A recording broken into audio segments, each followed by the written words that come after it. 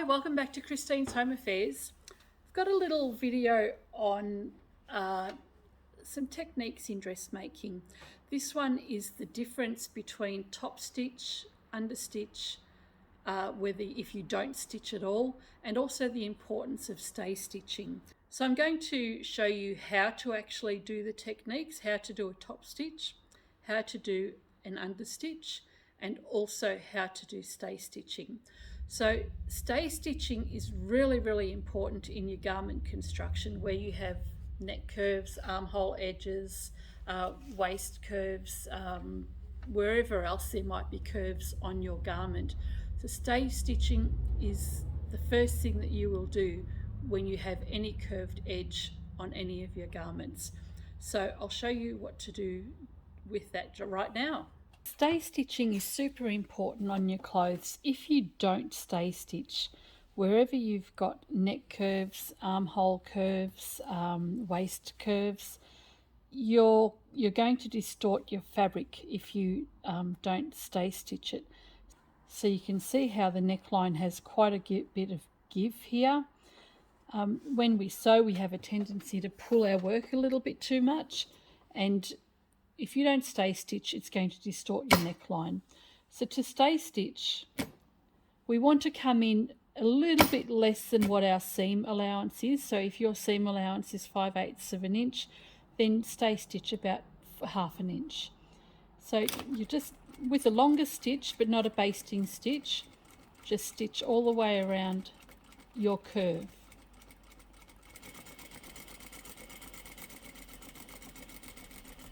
And you can see I'm not pulling my work at all.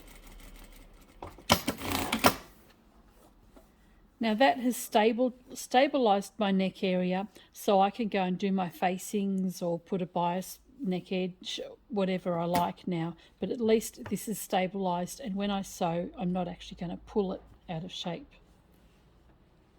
So that's your stay stitching.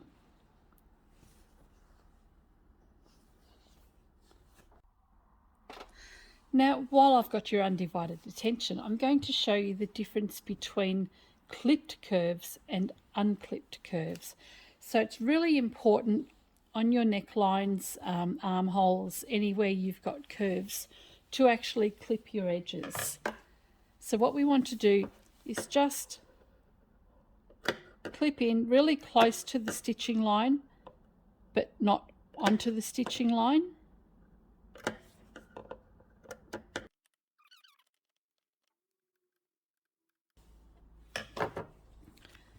So now that we've got the neckline clipped open, we can turn this through, and I'll show you the difference between this clipped neckline and the unclipped before I've even ironed it.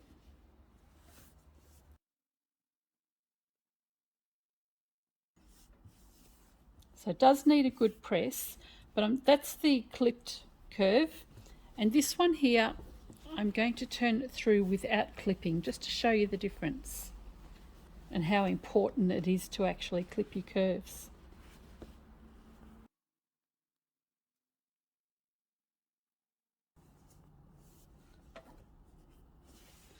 So it's actually much more difficult to try and turn this through without the curves being clipped.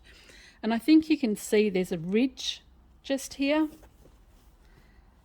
and you can see the fabric wants to just roll back over to the body. So if I let it go where it wants to go, there's my seam, but it actually wants to roll back to where the seam actually finishes.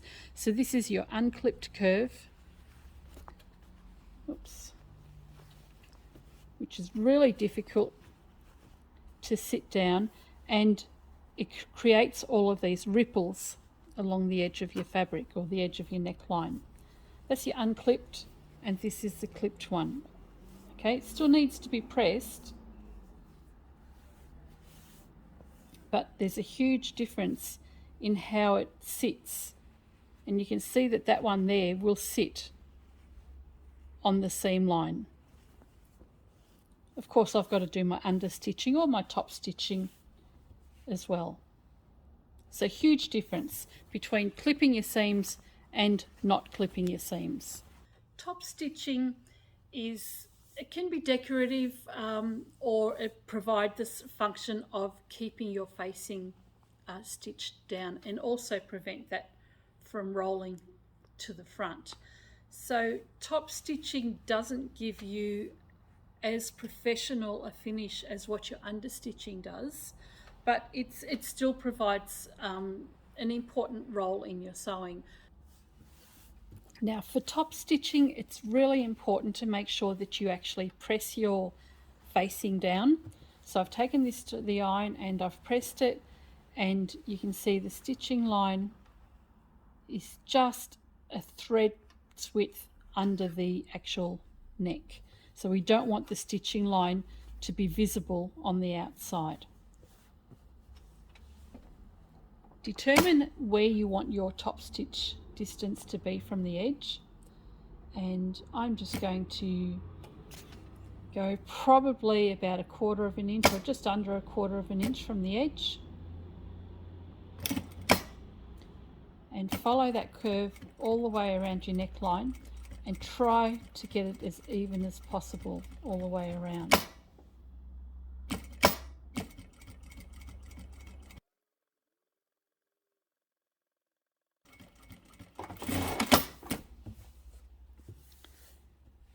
So there is your top stitched edge, and that stitches your facing down so it's not going to turn through and pop out the front.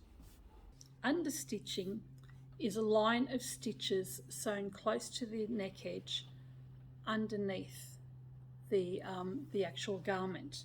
So it actually prevents the garment or the facing from rolling back over to the front. All right, so your understitching is a really secure stitch just on the underside of your garment, and I'll show you how to do that one now.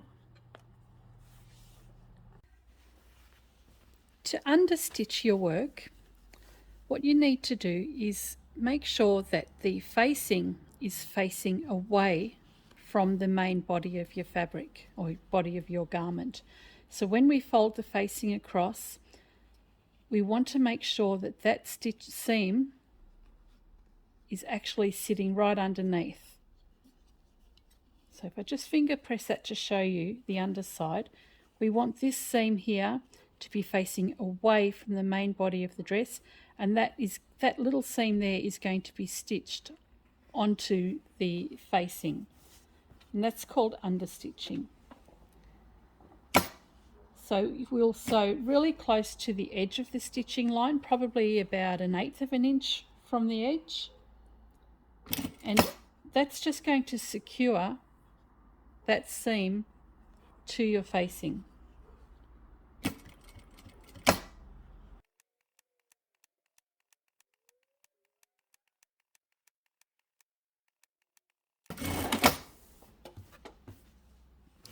There we go. So the understitching is stitched all the way along the neck facing.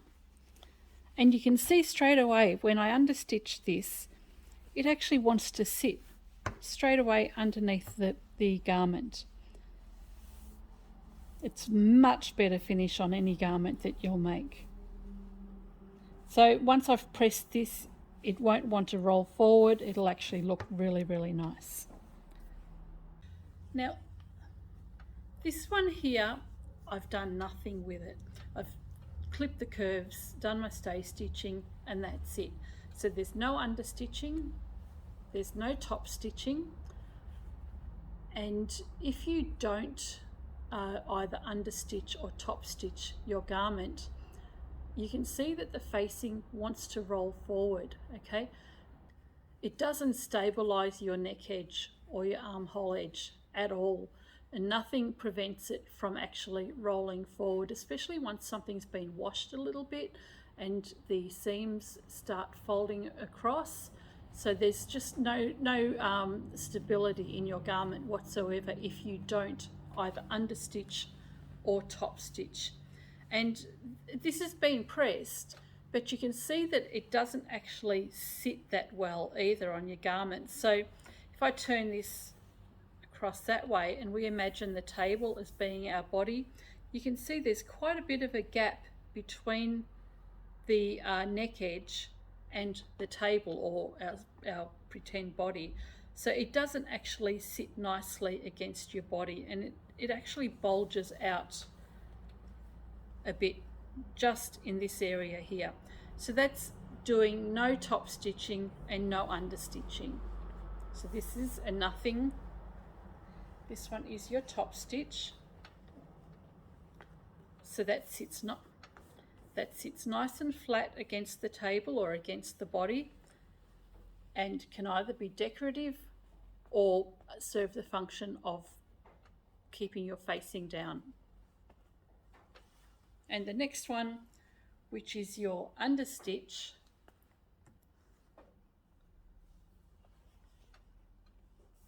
sits beautifully on the table or on the body and doesn't pop up at the front at all. So it just sits nicely against the body there, and it doesn't want to roll forward. So the facing, if I come and stretch this out, it's not going to come forward. It can't, it just doesn't want to. The understitching doesn't allow it to do that. So there we have 3 different neck edges or finishing techniques. Well, 2 of them are finished, the other one's not. So you've got your understitched edge, your top stitched edge, and your no stitched edge. I would never ever make a garment without either top stitching or understitching. It's just not the way to make clothes. You really need to either top stitch or understitch. So this one I would just not use. It's not good enough. Top stitching, I would probably only top stitch a garment if I felt like I hadn't done it properly, or I was having trouble keeping my neck edge from rolling forward. I did have a top recently that I'd purchased and it kept rolling forward, so I've gone and top stitched it because it was such a dodgy job when it was made, so I felt like I had to do that. I would probably also top stitch if I wanted a decorative feature around my neckline, so I don't do this very often at all. Understitching, if you want a garment that looks professional, that doesn't look like it's homemade, and I mean we love homemade, but we don't want something to look like it's homemade. We want it to look like it's been professionally done. Understitching is definitely the way to go to give yourself a much more professional look in the construction of your garments. I hope this video has been a help to you in explaining to you the difference between understitching, top stitching, and if you didn't do anything at all to your neckline or other curved edges. Let me know in comments what you think, and if you'd like a hand with anything else, so I can do a little video for you and show you why we do something, or a particular technique on doing something with our dressmaking. Thanks for watching. Catch you next time.